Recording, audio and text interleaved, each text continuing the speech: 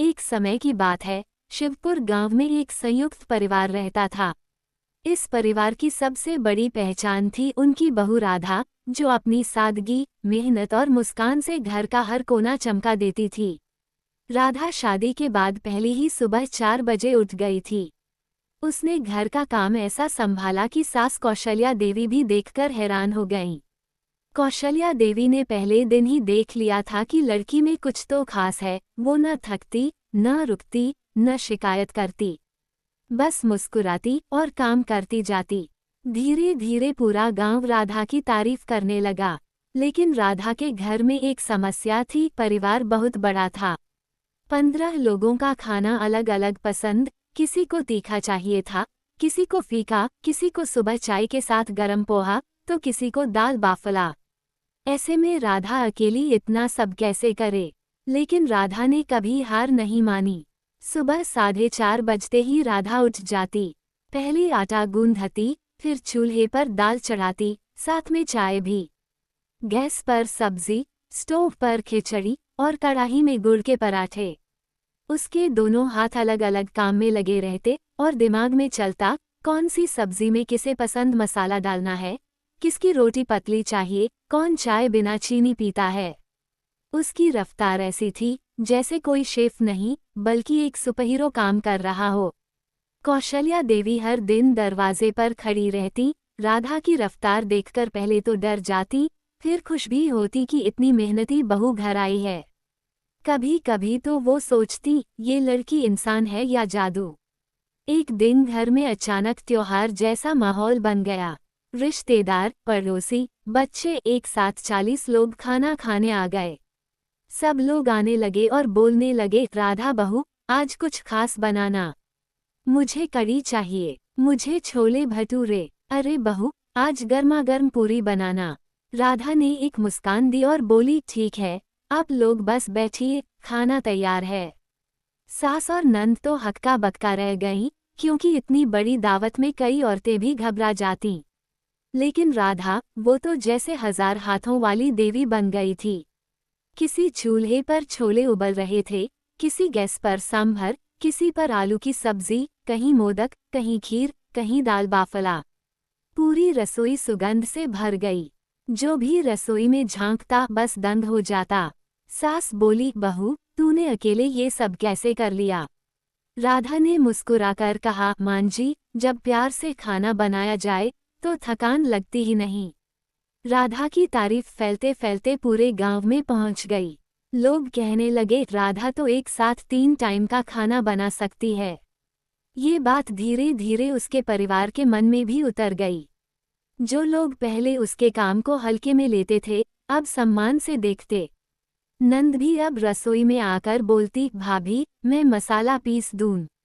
ससुर जी कहते, राधा, तू तो घर की लक्ष्मी है। एक दिन गांव में कुकिंग प्रतियोगिता हुई। राधा को भी बुलाया गया। उसने अकेले ही 12 तरह की डिश बनाई। जजों ने कहा, इतना स्वाद, इतना संतुलन और इतनी फास्ट स्पीड किसी में नहीं। राधा ने पहला इनाम जीता। परिवार ने उसे घर लाकर गले लगा लिया। कौशल्या देवी ने उसके सिर पर हाथ रखकर कहा, आज के बाद तू सिर्फ बहू नहीं, इस घर की शान है। राधा की मेहनत और प्यार से बनाए गए खाने की चर्चा पूरे गांव में फैल चुकी थी। अब तो लोग दूर दूर से भी उसके हाथ का स्वाद चखने आने लगे थे। पर राधा ने कभी घमंड नहीं किया, वो वही सादगी से, मुस्कुराकर काम करती रहती थी। एक सुबह कौशल्या देवी भागते हुए रसोई में आईं। उनके चेहरे पर चिंता साफ दिखाई दे रही थी। राधा बहू, बड़ी मुसीबत हो गई। राधा ने घबराते हुए पूछा, क्या हुआ मां जी? सास बोली, आज गांव के स्कूल में 200 बच्चों के लिए खाना बनाना है और प्रधान जी ने हमारे घर को चुना है। राधा ने एक पल के लिए गहरी सांस ली। 200 बच्चों का खाना, इतने कम समय में। पर उसने बिना सोचे कहा, मां जी, चिंता मत कीजिए, हम कर लेंगे। कौशल्या देवी ने चौड़ी आंखों से कहा, बहू, तू अकेली कैसे कर लेगी? राधा मुस्कुराई, जैसे अब तक किया है। राधा ने पलक झपकते ही काम शुरू कर दिया। एक तरफ चावल भून रहे थे, दूसरी तरफ बड़ा भगोना दाल से भर रहा था। कढ़ाई में पूरियां तैर रही थीं, कहीं उपमा, कहीं खीर, कहीं आलू की सब्जी।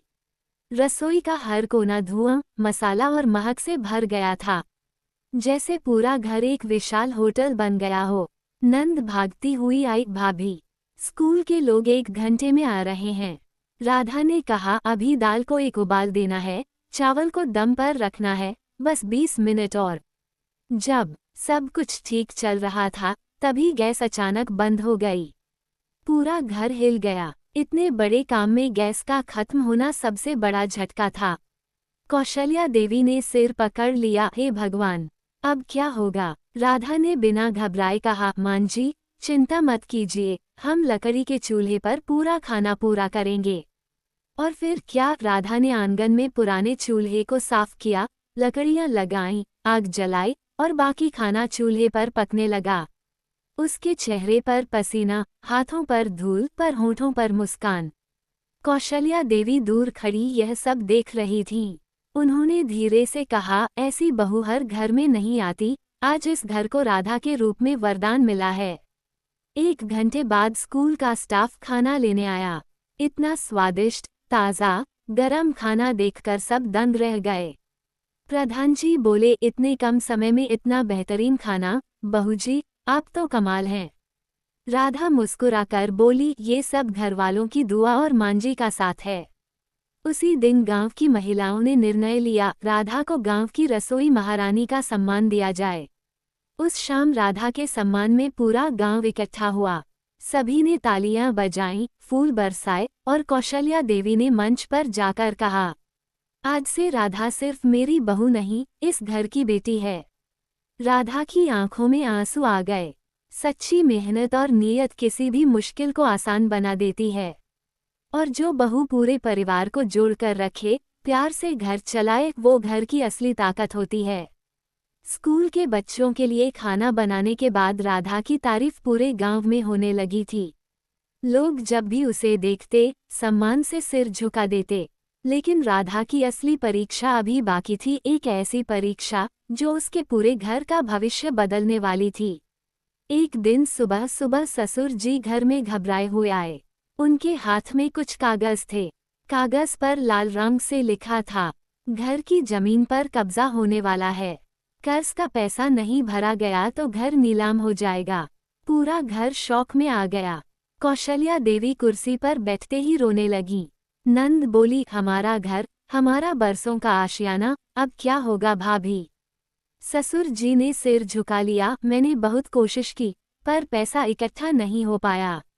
राधा ने सबकी ओर देखा, उसके चेहरे पर न डर था, न घबराहट, बस एक दृढ़ता थी। वह बोली, अगर भगवान ने चाहा, तो ये घर नीलाम नहीं होगा। हम सब मिलकर इसे बचाएंगे। सब लोग चुप रहे, क्योंकि उन्हें विश्वास नहीं था कि क्या किया जा सकता है। राधा रात भर जागती रही, सोचती रही कि कैसे इतना बड़ा कर्ज चुकाया जाए। सुबह उसने परिवार को बुलाया और कहा, मां जी, मैं खाना बनाकर बेचूंगी, गांव में एक रसोई सेवा शुरू करती हूँ। कौशल्या देवी ने कहा, पर बहू, इतने बड़े स्तर पर कैसे? राधा बोली, जब मैंने अकेले 200 बच्चों का खाना बना लिया, तो ये भी कर लूंगी। नाम रखा गया राधा भोजन सेवा। धीरे धीरे उसके बनाए खाने की डिमांड इतनी बड़ी कि पास पड़ोस, खेत के किसान, स्कूल, मंदिर, सब उसी से खाना मंगवाने लगे। जहां पहले 2 चूल्हे जलते थे, अब 8 चूल्हे जलने लगे। कभी दाल उबलती, कभी खीर, कभी सब्जियां। नंद सब्जियां काटती, सास मसाले पीसती, ससुर जी ऑर्डर लिखते और राधा पूरे सिस्टम का दिल बन गई। काम बढ़ने लगा, पैसा आने लगा और धीरे धीरे पूरा कर्ज चुकने लगा। पर असली झटका उस दिन लगा जब जमींदार खुद घर आकर बोला, बहू, तुमने कर दिखाया। जहां पूरा गांव हार मान गया था, वहीं तुमने अकेले पूरा परिवार बचा लिया। गांव के सरपंच ने तुरंत पंचायत बुलाई। सब लोग आए। राधा को आगे बुलाया गया। सरपंच बोले, आज से इस गांव की रसोई महारानी नहीं, घर घर की प्रेरणा राधा है। लोगों ने तालियां बजाईं। कई औरतों की आंखों में आंसू थे। एक बुजुर्ग महिला बोली, बहू होने का असली मतलब आज पता चला। कौशल्या देवी गर्व से खड़ी थीं। उन्होंने मंच पर जाकर राधा को गले लगाया। बहू, तूने न सिर्फ हमारा घर बचाया, तूने इस परिवार की इज्जत भी बढ़ाई। ससुर जी बोले, आज से इस घर में कोई ऊंच नीच नहीं। राधा सिर्फ बहू नहीं, मेरी बेटी है। राधा की आंखों से आंसू बह निकले। वह बोली, मैंने कुछ भी अकेले नहीं किया, ये परिवार है जो मेरे साथ खड़ा रहा। घर वही बनता है जहाँ रिश्ते प्यार से निभाए जाएं। एक बहू पूरे परिवार को जोड़ भी सकती है, संभाल भी सकती है और मुश्किल से